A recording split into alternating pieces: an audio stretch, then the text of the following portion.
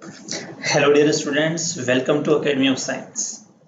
तो आपने लेक्चर 1 में देखा था कि हमने एक बेसिक सा इंट्रोडक्शन का शुरू किया था मोल कॉन्सेप्ट का, और जिसमें नंबर ऑफ मोल्स कैसे कैलकुलेट करते हैं ये हम वहां तक पढ़ चुके थे।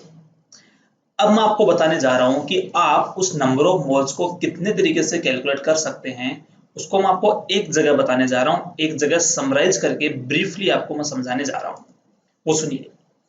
आपको अगर मान लीजिए किसी के मोल कैलकुलेट करने हैं, पहले तो मैं आपको सिखा रहा हूं कि अगर मोल कैलकुलेट करने हैं तो क्या करना है। मोल कैलकुलेट करने हैं तो देखिए, हो सकता है कि आपको ऐसे दिया गया हो कि नंबर ऑफ एंटिटीज, उसके अंदर जिसके मोल कैलकुलेट करने हैं उसके नंबर ऑफ एंटिटीज यानी आपको एन दे रखा हो। क्या दे रखा हो? एन। ऐसा हो सकता है कि आपको मान लीजिए किसी सैंपल में नंबर ऑफ एंटिटीज एन की वैल्यू आपको गिवन हो। दूसरा हो सकता है कि उसका जो मास है, मास जिसको आप W बोलते हैं, या जो उसका वेट है वो वेट आपको गिवन हो, और वो मान लीजिए कितना है? W है। ऐसा भी हो सकता है। और तीसरा जो हो सकता है जिसकी पॉसिबिलिटी है, अगर मान लीजिए कोई वो गैस है, ध्यान से सुनेंगे। अगर मान लीजिए कोई गैस है और वो गैस कब है, बोलो वो गैस एसटीपी पर है, और ऐसी स्थिति में जब गैस एसटीपी पर है तब आपको उसका दे रखा हो वॉल्यूम। तो मैं आपको बताने जा रहा हूं कि तीनों केस में अलग अलग तरीके से आप मोल कैसे कैलकुलेट कर सकते हैं। सुनिए, अगर आपको मास दे रखा है और अगर आपको इससे कैलकुलेट करने हैं नंबर ऑफ मोल्स, तो सिंपली इसको हम डिवाइड करेंगे। और डिवाइड किससे करेंगे? इसको हम डिवाइड करने वाले हैं मोलर मास से। ठीक है। और अगर आपको नंबर ऑफ एंटिटीज गिवन है और उससे कैलकुलेट करने हैं आपको मोल, तो नंबर ऑफ एंटिटीज को हम डिवाइड करने वाले हैं एवोगैड्रो नंबर एन से। क्लियर है? और अगर आपको वॉल्यूम गिवन है और अगर आपको उससे मोल कैलकुलेट करने हैं, और मान लीजिए वॉल्यूम यहाँ पर आपको लीटर में दे रखा है, किसमें दे रखा है? लीटर में। तब हम इसको डिवाइड करेंगे 22.4 से। यहां तक आपको समझ में आ गया होगा। ठीक है। अब सुनिए, अब उल्टा समझते हैं, सुनिए ध्यान से। अगर मान लो कि आपको किसी सैंपल के मोल गिवन है और मोल से पता लगाना है कि उसका मास क्या होगा, मतलब मोल से आपको मास पता लगाना है, तब कुछ नहीं करना। जब मास को मोलर मास से डिवाइड करने पे मोल आता है, तो मोल्स को मोलर मास से मल्टीप्लाई करने पर, अब क्या करेंगे हम? मल्टीप्लाई। तो इसको जब आप मोलर मास से मल्टीप्लाई करेंगे तो क्या बन जाएगा? उसका मास या वेट आ जाएगा। सिमिलरली जब आप नंबर ऑफ मोल्स को मल्टीप्लाई करेंगे किससे? Na से, तो उससे आ जाएगी आपकी नंबर ऑफ एंटिटीज। और जब आप नंबर ऑफ मोल्स को मल्टीप्लाई करेंगे किससे? 22.4 से, तो फिर इसका वॉल्यूम आ जाएगा किसमें? लीटर में। क्लियर है यहां तक? तो ये थी छोटी सी बात जो हमने लास्ट लेक्चर में पढ़ी थी। क्लियर है? अब मैं आपको बताने जा रहा हूं इन सारे के सारे कॉन्सेप्ट्स की एप्लीकेशन, इन सारे कॉन्सेप्ट को आखिर अप्लाई कैसे करते हैं। तो मैं आपको सिखाने जा रहा हूं इनकी एप्लीकेशन। हो सकता है आप में से बहुत से बच्चों को ये बेसिक सी कैलकुलेशन बहुत ही अच्छे से आती हो और आप जानते हो, लेकिन फिर भी मैं ये उन बच्चों को बताने जा रहा हूँ जिनको ये बेसिक चीजें, बेसिक नॉलेज नहीं होती है, वो इन चीजों को नहीं समझते हैं, अक्सर इनके सवालों में कंफ्यूज होते हैं, उनको मैं एक बार फिर से बता रहा हूँ। ठीक है। इनको अप्लाई करना सिखा रहा हूँ कि कैसे आप क्वेश्चन से आप इनको अप्लाई करेंगे। ठीक है। चलिए शुरू करते हैं इसका एप्लीकेशन पार्ट कि कैसे इनको हमें अप्लाई करना है कुछ न्यूमेरिकल्स के साथ। तो एप्लीकेशंस में हम बात करने वाले हैं अपने सबसे पहले न्यूमेरिकल की, और वो है आपके सामने ये न्यूमेरिकल नंबर 1, क्वेश्चन नंबर 1। इसमें आपको बोला गया है calculate number of moles of a gas at 180 m and 273 kelvin. देखिए, ये वाली चीज देखते ही आपको समझ जाना चाहिए कि वो एसटीपी की बात कर रहा है, स्टैंडर्ड टेम्परेचर एंड प्रेशर के बारे में बात कर रहा है। If volume of gas is 360 litre, तो मैंने आपको अभी भी बताया कि जब आपको एसटीपी पर गैस का वॉल्यूम गिवन हो तो मैं बोल दूंगा volume given in litre upon 22.4, ये क्या दे देगा आपको? उसके नंबर ऑफ मोल्स।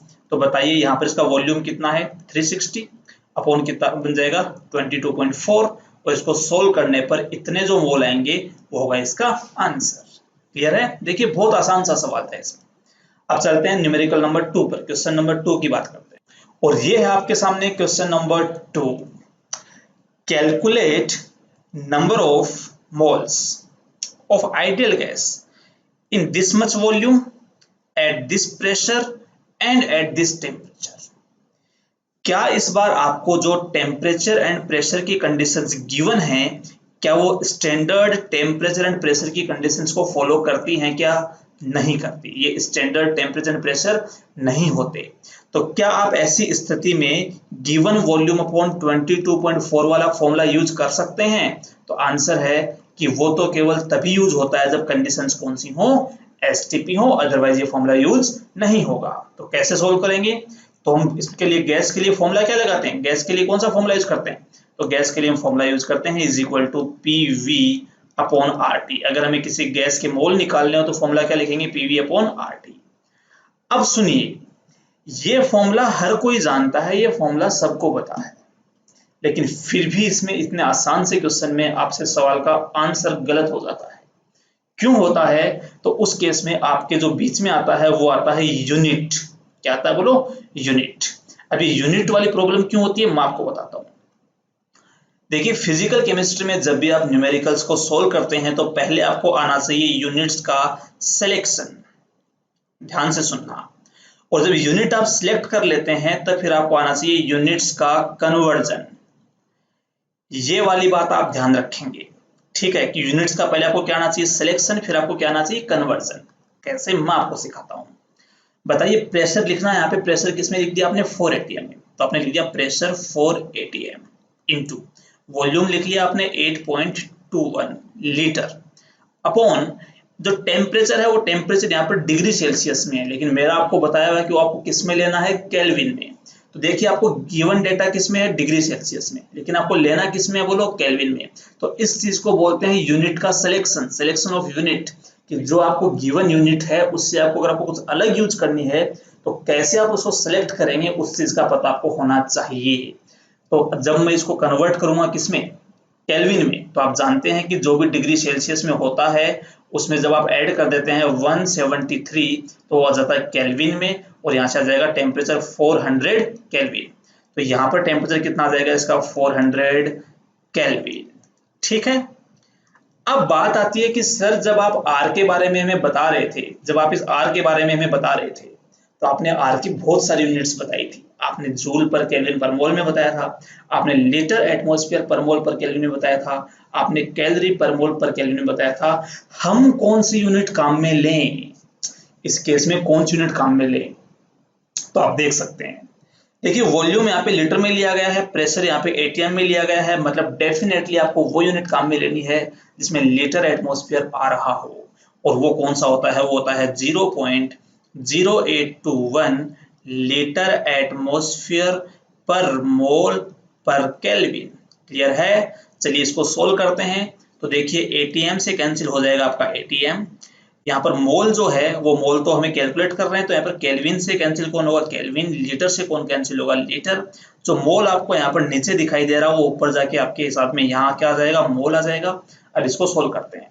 देखिए 0.0821 है, जब आप इसको इस 100 से मल्टीप्लाई करेंगे, चलो 4 से कितने टाइम्स जाएगा? ये जाएगा 100 टाइम्स। 100 को इससे मल्टीप्लाई करेंगे तो देखिए ये कैंसिल हो जाएंगे आपस में, तो यहाँ से आंसर आ जाएगा 1 मोल। कितना आएगा बोलो? 1 मोल।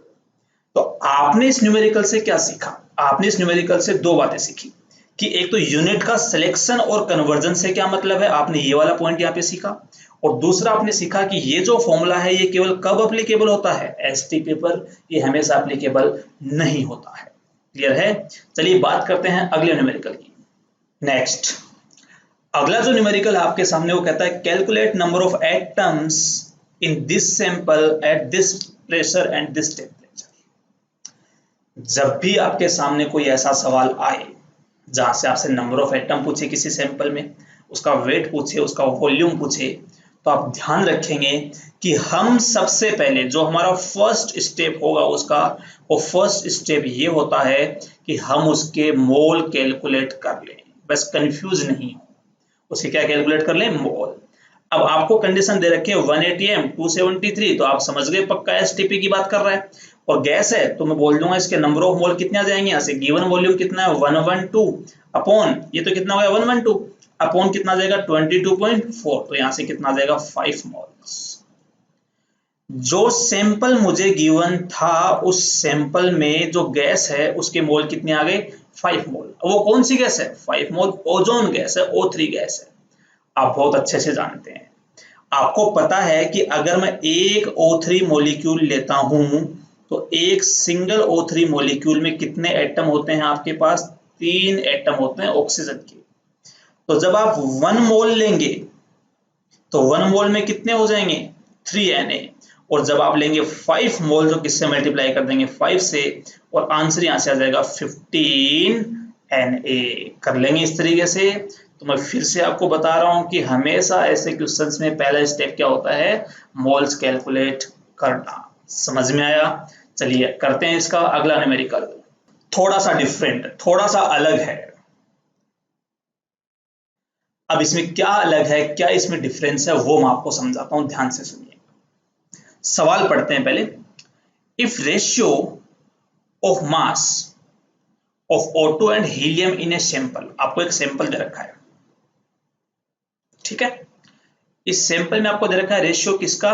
मास का। कौन सी गैस का? O2 गैस का। किसके साथ? आपको दे रखा है हीलियम गैस के साथ, और वो रेशियो दे रखा है 4:1, ठीक है। तो पूछा then find the ratio of number of molecules. Again आपको मास का रेशियो देके आपसे रेशियो पूछा जा रहा है नंबर ऑफ मॉलिक्यूल्स का रेशियो। तो पहला स्टेप क्या होगा? पहला स्टेप यहां से हम किसका रेशियो निकालेंगे? मोल की बात करेंगे पहले, और मोल कैलकुलेट करने के बाद हम किसकी बात करेंगे? यहां से नंबर ऑफ मॉलिक्यूल्स की, ठीक है। तो कैसे निकालेंगे मोल्स का रेशियो, जरा समझते हैं। अगर मैं आपसे कहूं कि NO2 अपॉन N हीलियम की अगर मैं बात करें, अगर मैं इनके मोल्स का रेशियो निकालना चाहूं तो आप कह देंगे sir given mass upon molar मास, किसके लिए? O2 के लिए, upon given mass upon molar मास किसके लिए? हीलियम के लिए, ठीक है। जब आप इसको सोल्व करेंगे यहां पर तो आपको एक चीज नोटिस करेंगे कि जो ये इनका रेशियो है, जो इनके मास का रेशियो हो तो कितना है? 4:1 है। O2 का मोलर मास कितना होता है? 32, और हीलियम का मोलर मास कितना होता है? 4। तो इसका रेशियो कितना आएगा? 1:2। और जो इनके मोल्स का रेशियो है वही किसका रेशियो हो जाएगा? इनके नंबर ऑफ मॉलिक्यूल्स का। क्यों? क्योंकि आप जानते हैं कि number of molecules is directly proportional to number of moles. तो इस तरीके से हम इसको सोल्व कर लेंगे। अगेन इस क्वेश्चन में हमने क्या किया? जो भी मुझे इंफॉर्मेशन दे रखी थी उस इंफॉर्मेशन से मैंने सबसे पहले मोल्स के रेशियो निकाले, और मोल्स से मैं रेशियो निकाल रहा हूं मास का, ठीक है।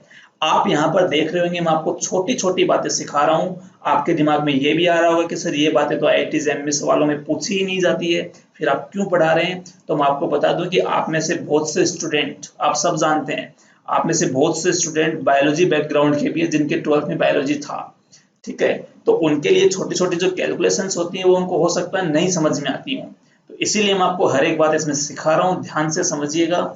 और अगर आपको ये वीडियो अच्छा लगता है, अगर आपको ये लेक्चर पसंद आता है तो इसको अपने दोस्तों के साथ शेयर जरूर करें, जिससे ज्यादा से ज्यादा लोग इन छोटी छोटी बातों को समझ सकें, ठीक है। चलिए करते हैं बात हम अगले न्यूमेरिकल की।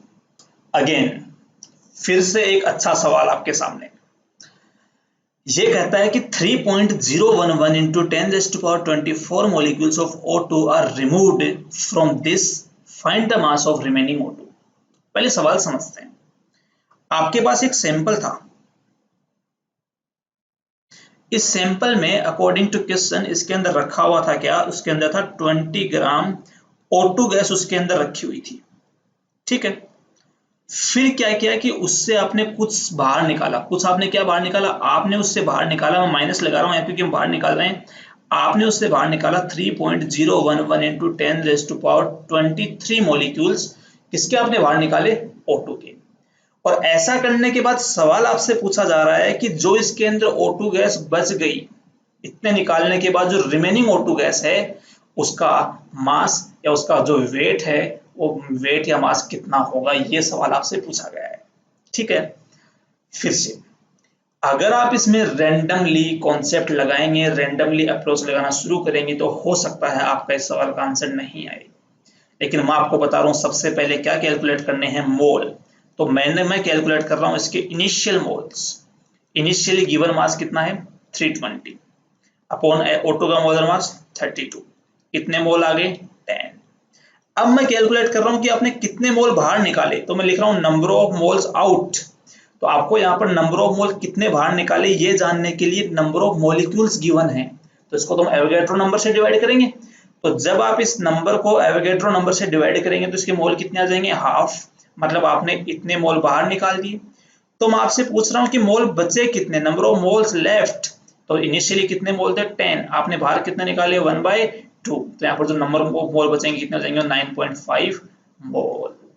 और जब इसके नंबर ऑफ मोल 9.5 बचे तब आप इस मोल को कन्वर्ट कर सकते हो किसमें, मास में। और कैसे कैलकुलेट करेंगे, वो आ जाएगा mass is equal to number of moles into molar mass, वो 32 है। सोल्व करने पर आपका आंसर आ जाएगा। समझ में आ गई बात आपको। तो वही फिर से अपनी वही सेम स्ट्रेटजी है ऐसे क्वेश्चंस को करने के लिए। पहले मोल कैलकुलेट करें, फाइनल मोल निकालें, उसको फिर से मास में कन्वर्ट कर लेंगे। तो चलिए इसी कॉन्सेप्ट पर मैं आपको सिखा रहा हूं एक और सवाल। और ये है आपके सामने अगला सवाल। ये कहता है कि from this much gram of SO3 these molecules of SO3 are removed, find the volume of remaining SO3 gas at STP। देखिए सेम सवाल है। पहले हम क्या करेंगे कि जो आपको इनिशियली दे रखा है, जो आपको इनिशियली सैंपल दे रखा है, उसके मोल निकाल लेते हैं। तो बताइए इनिशियली कितने मोल आएंगे, 240 अपॉन SO3 गैस का जो मोलर मास है वो सल्फर का 32 और ऑक्सीजन का कितना हो जाएगा, 16 इंटू 3 मतलब 48। जब इनको सोल्व करेंगे तो यहाँ से इसका जो मास आएगा वो आ जाएगा कितना, वो आ जाएगा 80। तो सोल्व करने पर कितने मोल आ गए इसके, यहाँ से 3 मोल्स आ गए।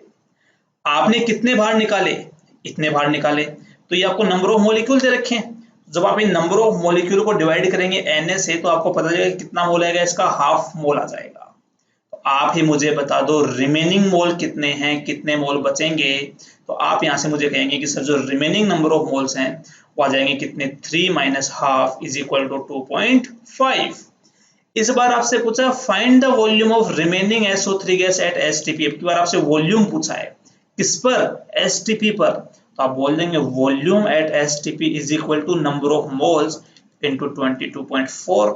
Number of moles is 2.5 into 22.4 litre. और आप इसको यहाँ से सोल्व करके उसका वॉल्यूम कैलकुलेट कर सकते हैं। समझ में आई बात आपको। तो देखो ये थे सारे के सारे क्वेश्चंस जो बेस्ड थे उन 3 फॉर्मूलाज पर। कौन कौन से 3 फॉर्मूला, ये जो आप देख रहे हैं, ये जो आप इससे ये निकालना, इससे ये कैलकुलेट करना, इससे ये कैलकुलेट करना, इससे ये कैलकुलेट करना, इससे ये कैलकुलेट करना और इससे ये कैलकुलेट करना, इन पर बेस्ड जो भी इनके क्वेश्चंस थे वो हम कर चुके हैं। उम्मीद है आपको मोल कैलकुलेट करना बहुत ही अच्छे से समझ में जरूर आया होगा।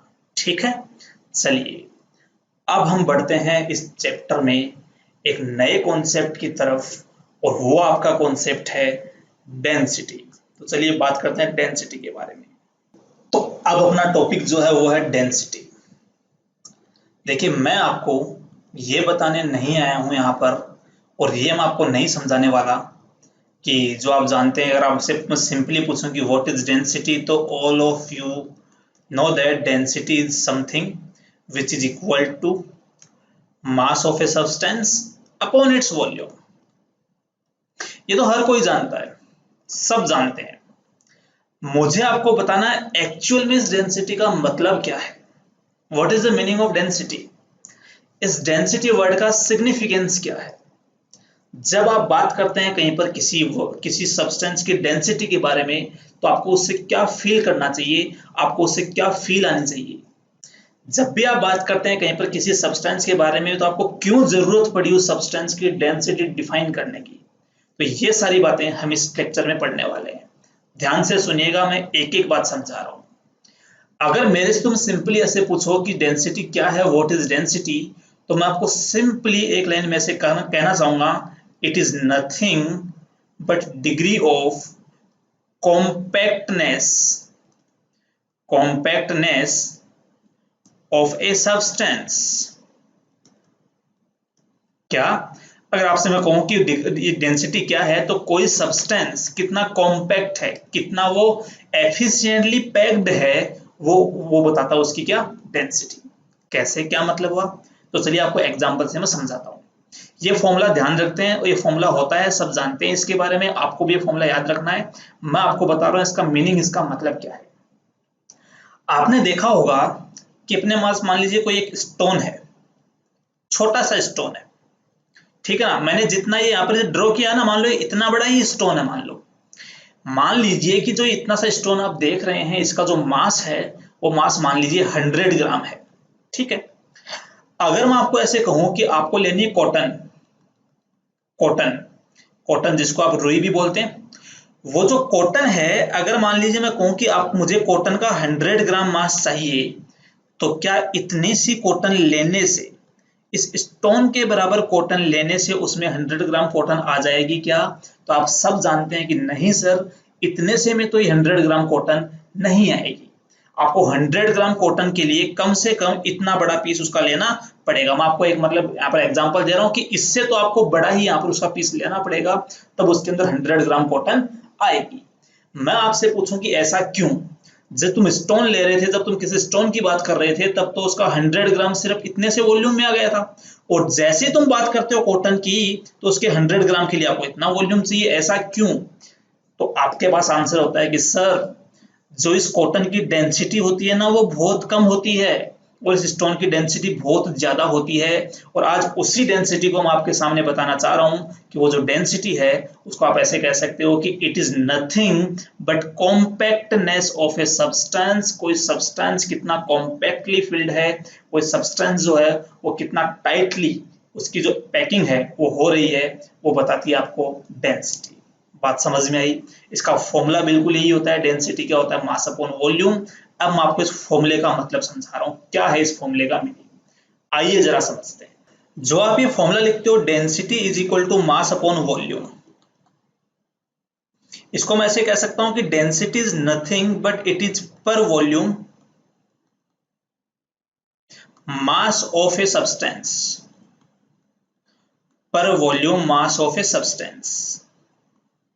तो इसको आप ऐसे समझ सकते हो कि मान लीजिए आपके पास एक सब्सटेंस है, उस सब्सटेंस का जब आप यूनिट वॉल्यूम लेंगे, जब आप उस सब्सटेंस का लेंगे यूनिट वॉल्यूम, मेरा यहाँ पर यूनिट वॉल्यूम से मतलब क्या है, तो वो यूनिट वॉल्यूम आपका 1 लीटर भी हो सकता है, वो यूनिट वॉल्यूम आपका 1 मीटर क्यूब भी हो सकता है, वो यूनिट वॉल्यूम आपका 1 सेंटीमीटर क्यूब भी हो सकता है।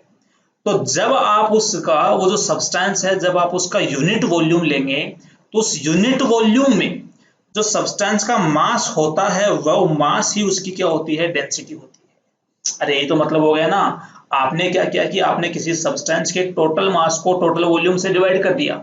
मतलब आप इसको बोल सकते हो कि पर यूनिट वॉल्यूम जो मास होता है वही क्या होता है, उसकी डेंसिटी। तो अगर आपने 1 लीटर में आप मास देख रहे हैं, तो डेंसिटी यूनिट क्या आ जाएगी, ग्राम पर लीटर आ जाएगी। अगर आप 1 मीटर क्यूब में उसका मास चेक कर रहे हैं, तो डेंसिटी यूनिट क्या आएगी, 1 ग्राम पर मीटर क्यूब आएगी, और ऐसे इसमें कितनी आ जाएगी, सेंटीमीटर क्यूब। क्लियर है? तो अभी यूजफुल क्यों है, इसकी जरूरत कहां पड़ने वाली है?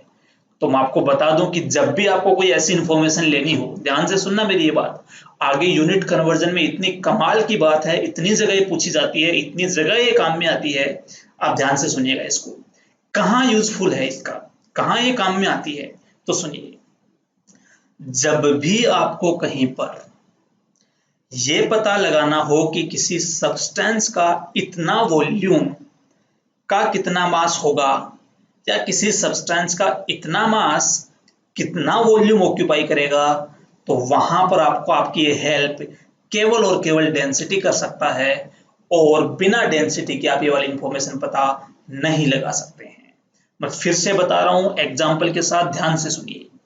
अगर आपको कभी ये पता लगाना हो कि x ग्राम सब्सटेंस का वॉल्यूम कितना होगा, या फिर आपको कभी ये जानना हो कि अगर किसी सब्सटेंस का जो वॉल्यूम है वो मान लीजिए y लीटर है, कितना वॉल्यूम है उसका, y लीटर, तो उस y लीटर वॉल्यूम में उस सब्सटेंस का कितना मास होगा, ये दोनों की दोनों बातें आपको केवल और केवल कौन बता सकता है, उसकी डेंसिटी।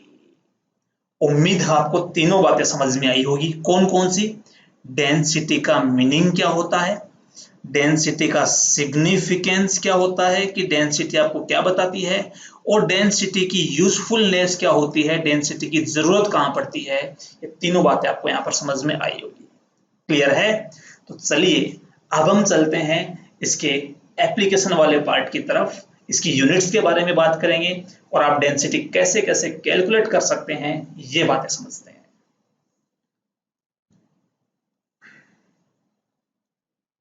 तो सबसे पहले मैं आपको बता रहा हूं यूनिट्स ऑफ डेंसिटी, कि डेंसिटी की यूनिट कौन कौन सी होती है। तो density is equal to simple formula mass upon volume.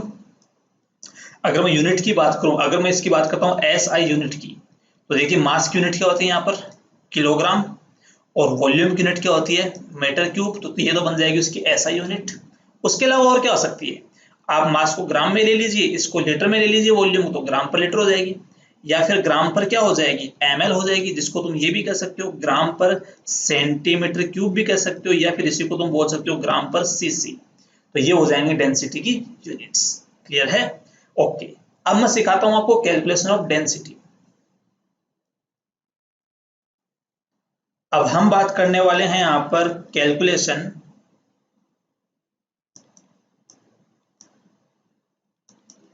Of density, कि डेंसिटी कैलकुलेट कैसे करनी है।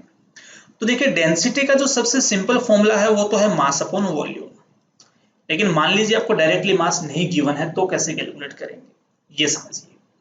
देखिए जब आपको डायरेक्टली उसमें मास नहीं दे रखा है, तो आप ऐसे कह सकते हैं डेंसिटी को, मान लीजिए मास की जगह आपको दे रखे हैं नंबर ऑफ मोल। क्या दे रखे हैं? Number of moles. तो आप ऐसे कह सकते हैं number of moles into molar mass. Number of moles into क्या जाएगा?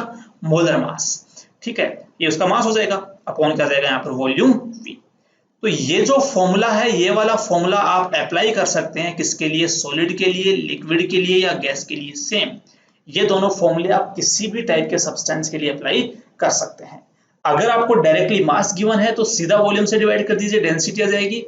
अगर मास नहीं दे रखा तो सब्सटेंस के मोलर मास से मल्टीप्लाई करके वॉल्यूम से डिवाइड कर दीजिए, उसकी डेंसिटी आपको पता लग जाएगी। ठीक है, अब मैं इसी फॉर्मूले को अप्लाई करना सिखा रहा हूं गैस के लिए। अब अगर मान लो इसी डेंसिटी को हमें कैलकुलेट करना हो गैस के लिए, तो अपने पास जो फॉर्मूला होगा गैस के लिए वो क्या बनेगा? वो बन जाएगा simply mass of that gas upon volume, या फिर आप कह सकते हैं उस गैस के नंबर ऑफ मोल्स अपॉन क्या जाएगा यहाँ से मोलर मास अपॉन क्या जाएगा वॉल्यूम। ठीक है, लेकिन आप जानते हैं कि आइडियल गैस के लिए अपने पास इक्वेशन क्या होती है? PV is equal to NRT। अगर मैं यहाँ से इस n बाई वी की वैल्यू कैलकुलेट करता हूं, तो वो वैल्यू किसके इक्वल आएगी? वो आएगी यहाँ से किसके? P अपॉन RT के इक्वल। तो यहां से जो गैस की डेंसिटी का फॉर्मूला आएगा वो आ जाएगा PM upon R into T। ये जो फॉर्मूला आप देख रहे हैं, ये फॉर्मूला आप केवल और केवल गैस के लिए अप्लाई कर सकते हैं, जहां पर P प्रेशर है, T टेम्परेचर है, R गैस कांस्टेंट है, और M आप जानते हैं यहाँ पर M क्या है बोलो? उस गैस का मोलर मास, जिसकी यूनिट क्या होती है मोलर मास की? ग्राम पर मोल। अरे मोलर मास का मतलब एक मोल का मास, तो एक मोल का जो मास उसकी यूनिट कितनी बन जाएगी? ग्राम पर मोल बन जाएगी। ठीक है, ये बन जाएगी उस गैस की डेंसिटी। ओके, अब मान लीजिए आप में से किसी को ये डेंसिटी कैलकुलेट करनी हो STP पर। ध्यान से सुनिए, आप में से डेंसिटी किसी को कैलकुलेट करनी हो STP पर, तो कैसे कैलकुलेट करेंगे वो समझिए। जब आपको STP पर ये डेंसिटी कैलकुलेट करनी हो, तो मैं कह दूंगा STP का मतलब temperature should be 273 kelvin and volume and pressure should be 1 atm। ठीक है, तो जब आप ये वाला डेटा इसमें पुट करेंगे, तो पुट करने पर R की वैल्यू में यहाँ पर पुट करेंगे 0.0821 लीटर एटमॉस्फेयर पर मोल पर केल्विन। क्यों पुट करेंगे? क्योंकि यहाँ पर ATM है, यहाँ लीटर है, तो वॉल्यूम जो है वो लीटर में ले रहे हैं, तो यहाँ पर ये वाला फॉर्मूला पुट करने से इसका आंसर आ जाएगा। तो डेंसिटी ऑफ गैस जो है यहाँ से उसकी वैल्यू आएगी मोलर मास अपॉन 22.4, और इसको सोल्व करने पर जो आंसर आएगा वो आंसर आएगा ग्राम पर लीटर में। ठीक है, और अगर आप इसमें यही फॉर्मूला यूज करते हैं कि मोलर मास अपॉन, आप यहां पर काम में अगर ले रहे हैं कि 22,400, तो यही जो वैल्यू आएगी इसकी वो आ जाएगी ग्राम पर ml में। आप देख रहे हैं कि ये जो फॉर्मूला है ये केवल कब लगाना है? STP पर। किसके लिए लगाना है? केवल गैस के लिए। क्लियर है यहां तक? दूसरी बात, ये फॉर्मूला कब लगाना है? गैस के लिए। कौन सी कंडीशन पे लगाना है? At all conditions. अगर वो गैस आपकी आइडियल गैस है तो आप इसको किसी भी कंडीशन पे अप्लाई कर सकते हैं। ठीक है, और ये फॉर्मूला कब लगाना है? तो ये फॉर्मूला आप सॉलिड, लिक्विड, गैस तीनों में से किसी के लिए भी अप्लाई कर सकते हैं। क्लियर है? तो ये थी बात डेंसिटी के बारे में।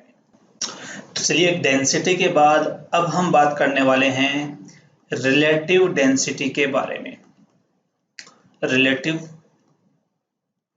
डेंसिटी देखिए मतलब क्या पहले वो समझिए। रिलेटिव डेंसिटी का मेरा मतलब यहां पर है density of a substance with respect to density of reference substance. Reference substance मतलब क्या है इसका ध्यान से सुनिए। जब आप किसी सब्सटेंस की डेंसिटी को किसी दूसरे रेफरेंस सब्सटेंस की डेंसिटी के रेस्पेक्ट में कैलकुलेट करते हैं तो जो डेंसिटी आती है उसको हम बोलते हैं रिलेटिव डेंसिटी। आप जानते हैं कि यहां पर भी डेंसिटी है, न्यूमरेटर में भी डेंसिटी है, डिनोमिनेटर में भी डेंसिटी है। इसका मतलब जब दोनों की यूनिट सेम है तो जो रिलेटिव डेंसिटी आपकी आती है ये एक अपने आप में यूनिट लेस क्वांटिटी होती है, इसकी कोई भी यूनिट नहीं होती है। तो सिंपली आप ऐसे कह सकते हो कि relative density is nothing but it is density of a substance with respect to another substance. Clear है यहां तक? और दो टाइप की रिलेटिव डेंसिटी जो है वो हमें पढ़नी है, जिनके बारे में हमें जानना है। और उनमें से जो सबसे पहला टाइप है वो होता है, सबसे जो फर्स्ट टाइप है उसको हम बोलते हैं वेपर डेंसिटी। वेपर डेंसिटी क्या होता है? वेपर डेंसिटी समझिए जरा। आप ऐसे कह सकते हैं कि it is nothing but it is density of a gas with respect to hydrogen gas. क्या? Density of a gas with respect to hydrogen gas. मतलब मैं कह सकता हूं कि vapour density is equal to density of a gas upon density of H2 gas, लेकिन कब? At fixed temperature and pressure. क्यों? क्योंकि किसी गैस की डेंसिटी क्या होती है? D इज इक्वल टू देखिए PM अपॉन RT होता है किसी गैस के लिए, मैंने आपको अभी भी बताया था। इसके अंदर अगर आपने मान लीजिए ऐसे मान लिया कि आपने गैस की डेंसिटी कैलकुलेट की, H2 गैस की डेंसिटी कैलकुलेट की, लेकिन जिस टेम्परेचर एंड प्रेशर पर आप गैस की डेंसिटी ले रहे हैं उसी सेम टेम्परेचर एंड प्रेशर पे किसकी डेंसिटी लेनी है आपको? H2 की। क्योंकि डेंसिटी यहाँ पर किस पर डिपेंड करती है? P पर डिपेंड कर रही है, T पर डिपेंड कर रही है और M पर डिपेंड कर रही है। मैंने P और T को क्या कर दिया? कांस्टेंट। देखिए वैल्यू कैसे आएगी वो समझना। यहां से आप ऐसे लिखेंगे P molar mass of gas upon RT upon यहां पर क्या आएगा? P molar mass of H2 gas upon क्या आएगा? RT। आप जानते हैं कि देखिए P कांस्टेंट है तो P से P कैंसिल, RT से RT कैंसिल, तो यहां पर बचा क्या? यहां से आ जाएगा vapour density is equal to, इसको सोल्व करने पर क्या आएगा? Molar mass of any gas upon molar mass of H2 gas. और आप जानते हैं कि H2 गैस का मोलर मास 2 होता है, तो डिवाइड किससे कर देंगे इसको? 2 से। ये आ जाएगा गैस की वेपर डेंसिटी का फॉर्मूला। और अगर आपको याद हो तो आप यहीं से तो ऐसे कहते हो ना कि किसी गैस का जो मोलिकुलर मास होता है, किसी गैस का जो मोलिकुलर मास होता है it is equal to 2 into vapour density of that gas. यही वो फॉर्मूला होता है। क्लियर है यहां तक? तो वेपर डेंसिटी क्या है यहां पर बोलो? एक रिलेटिव डेंसिटी है। और किसकी रिलेटिव डेंसिटी है? तो ये होती है गैस की रिलेटिव डेंसिटी। किसके रेस्पेक्ट में? H2 गैस के रेस्पेक्ट में। ओके, चलिए अब हम बात करते हैं सेकंड टाइप की रिलेटिव डेंसिटी के बारे में। और वो जो सेकंड टाइप है वो होता है स्पेसिफिक ग्रेविटी। स्पेसिफिक ग्रेविटी, इसके बारे में समझिए। देखिए ये भी एक टाइप की रिलेटिव डेंसिटी है। किसकी रिलेटिव में होती है वो समझिए। तो इसका फॉर्मूला होता है density of a substance upon density of water. तो यहां पर जो डेंसिटी ऑफ सब्सटेंस है वो अगर आप ले रहे हैं ग्राम पर ml में, तो वाटर की डेंसिटी भी किस में लेनी है आपको? ग्राम पर ml में। ठीक है।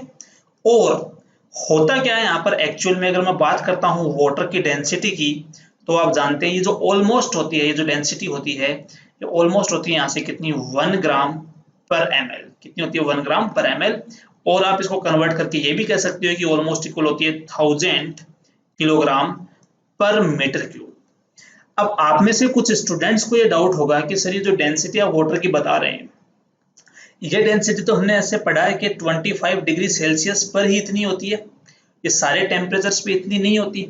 तो मैं आपको बता दूं कि हाँ, आपकी बात सही है कि 25 डिग्री सेल्सियस या 20 डिग्री सेल्सियस के आसपास वाटर की डेंसिटी इतनी होती है। लेकिन अगर आप इसका ग्राफ देखेंगे, अगर मैं आपको इसका ग्राफ दिखाऊं तो ग्राफ में आप साफ साफ देख सकते हैं कि 0 डिग्री सेल्सियस से लेकर ऑलमोस्ट 30 और 35 डिग्री सेल्सियस तक इसकी वैल्यू यही होती है। अगर आप उसके बाद अगर 100 डिग्री सेल्सियस तक भी जाएंगे तब भी इसमें थोड़ा सा वेरिएशन आता है, लेकिन कोई बहुत ज्यादा वेरिएशन इसमें नहीं आता। तो इसलिए इसमें कंफ्यूज होने की जरूरत नहीं है। जब आप स्पेसिफिक ग्रेविटी कैलकुलेट कर रहे हैं तो आपको वाटर की डेंसिटी हर जगह है, आप 1 ग्राम पर ml लेके सोल्व कर सकते हैं, इस बात का ध्यान रखें। हाँ, मैं ये नहीं कह रहा कि वाटर की जो डेंसिटी है वो टेम्परेचर के साथ वेरी नहीं करती, वेरी करेगी, बिल्कुल वेरी करती है। आप देख रहे हैं ग्राफ से, आप देख सकते हैं कि इसकी जो डेंसिटी है वो टेम्परेचर के साथ वेरी कर रही है, लेकिन ये ऑलमोस्ट इस रीजन में तो ऑलमोस्ट कांस्टेंट होती है। और अगर आप 100 तक भी जाएंगे तो कोई बहुत ज्यादा इसमें चेंजेस नहीं आते हैं। क्लियर है? इसका मतलब क्या हुआ?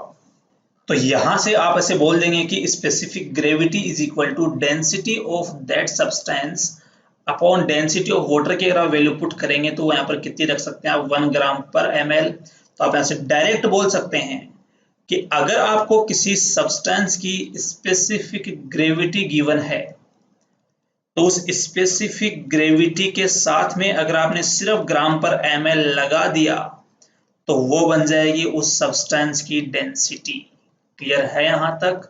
इस बात का ध्यान रखें। तो दोस्तों ये थी बातें रिलेटिव डेंसिटी के बारे में, जिसके बारे में हमने दो बातें पढ़ी, specific gravity and vapour density. आपको दोनों बातें समझ में आ गई होगी। चलिए अब हम करते हैं इन पे कुछ न्यूमेरिकल्स, कुछ क्वेश्चंस हम इन पे अटेम्प्ट करके देखते हैं। तो ये है आपके सामने पहला सवाल। आपको बोला गया specific gravity of liquid mercury 13.6। इतना मुझे बोला तो मैं समझ गया कि जो डेंसिटी ऑफ मर्करी है वो कितनी हो जाएगी यहाँ से 13.6 ग्राम पर ml, क्योंकि मैंने आपको अभी भी बताया कि स्पेसिफिक ग्रेविटी ही क्या होती है, उस सब्सटेंस की डेंसिटी होती है, उसकी यूनिट क्या जाएगी ग्राम पर ml। Find the number of mercury atoms in 1 litre of liquid mercury. आपसे पूछा है कि अगर आप उसका 1 लीटर लेंगे तो उसमें कितने Hg एटम होंगे। ठीक है, तो वॉल्यूम आपको दे रखा 1 लीटर, तो 1 लीटर वॉल्यूम का मतलब यहां से कितना हो जाएगा 1000 ml। यहां से अगर आप कैलकुलेट करना चाहेंगे इस मरकरी का मास तो डेंसिटी को वॉल्यूम से मल्टीप्लाई कर देते हैं तो हो जाएगा 13.6 इंटू 1000, तो यहां से आ जाएगा कितना ये 13600 ग्राम। क्लियर है? अब हम इसके मोल कैलकुलेट कर लेते हैं। तो number of moles n is equal to कितना आएगा यहाँ से 13600 अपॉन इसका मोलर मास कितना है 200, तो सोल्व करने पर यहाँ से कितना आ जाएगा 68 मोल आ जाएंगे। ठीक है, आपसे पूछा क्या है, आपसे पूछा है नंबर ऑफ एटम्स, तो नंबर ऑफ एटम्स निकालने के लिए मोल को किससे मल्टीप्लाई कर देंगे Na से।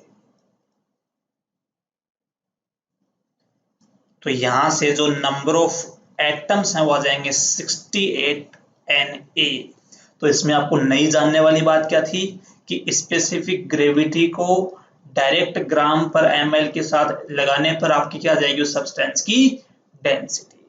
चलिए करते हैं इसी पे अगला न्यूमेरिकल। अगले सवाल में आपको बोला find out the vapour density of if density of a gas is 1.25 ग्राम पर ml एट STP। आप जानते हैं कि किसी की जो वेपर डेंसिटी है उसका फॉर्मूला क्या होता है, उसका मोलर मास बाई 2। अगर आपको कहीं से उसका मोलर मास मिल जाए तो उसकी वेपर डेंसिटी आ जाएगी आपके पास। और आपको इस सवाल में इस गैस की डेंसिटी दे रखी है कब STP पर, तो मैं जो फॉर्मूला जानता हूं वो उसका STP पे फॉर्मूला क्या होता है गैस का मोलर मास अपॉन 22.4। अरे यही तो बताया था ना कि किसी गैस के लिए STP पे फॉर्मूला कितना होगा गैस का मोलर मास अपॉन 22.4, और यहाँ पे उसका जो मोलर मास है वो कितना है, मोलर मास हमें पता लगाना है अपॉन 22.4 और उसकी डेंसिटी मुझे दे रखी है 1.25। क्लियर है? तो यहां से मोलर मास कैलकुलेट करते हैं। Molar mass is equal to आ जाएगा 1.25 इंटू 22.4, और ये जब आप पुट करेंगे यहां पर तो इसकी जो वेपर डेंसिटी वो कितनी आएगी, वो आ जाएगी 1.25 इंटू 22.4 डिवाइडेड बाई 2, जिसको सोल्व करने पर आंसर आएगा 40। तो ये थे कुछ सवाल vapour density, specific gravity, number of mole से रिलेटेड, और वो सारी छोटी छोटी बातें जो हमें फिजिकल केमिस्ट्री के लिए पता होनी चाहिए, वो सब हम यहाँ पर इसमें डिस्कस कर चुके हैं। अगर आपको इसमें कोई भी डाउट है, कोई भी क्वेरी है, तो आप हमें कमेंट बॉक्स में कमेंट करके बता सकते हैं। अगर आपको ये सारी बातें बहुत ही अच्छे से और बहुत ही ढंग से अगर आपको समझ में आई हैं, अगर आपको पढ़ के मजा आया हो, अगर आपको फील आई हो, तो एक बार हमें कमेंट बॉक्स में कमेंट करके जरूर बताएं और वीडियो को लाइक करें। साथ ही साथ इस वीडियो को अपने दोस्तों के साथ जरूर शेयर करें, जिससे वो भी इन चीजों को समझ सकें, सीख सकें। ठीक है, और अगर आपने अभी तक इस चैनल को सब्सक्राइब नहीं किया तो इसको सब्सक्राइब करें। मिलते हैं अगले वीडियो में। Thank you very much.